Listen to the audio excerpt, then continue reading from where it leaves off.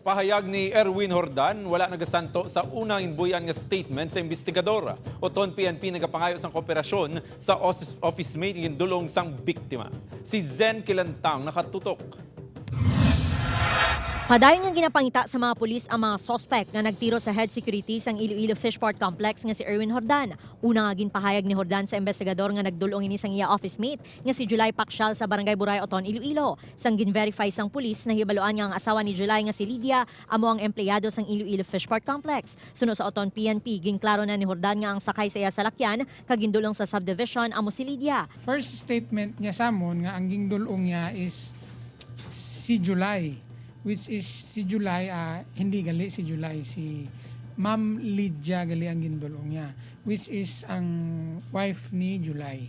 Sa pagpangsisa pa sang pulis mag-abyan ang duha ka gina-hire nga family driver sa Jordan sang pamilya Paksyal. Sa subong ginapadalman sa mga pulis ang anggulo nga love triangle apang wala pa sila sang konkretong ebidensya nga nakuha agod iangot sa pagtiro kay Jordan. Nagapangayo ang pulis ang kooperasyon sa mag-asawa.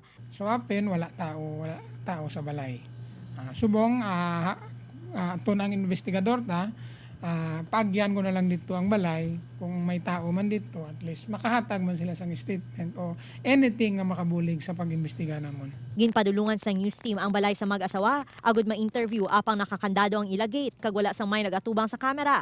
Ginahulat pa subong sang Oton PNP nga matapos ang operasyon sang biktima agod makuhaan nila sang dugang nga impormasyon. Upod kay Romel Porquia, Zen Kilantang, One Western Visayas.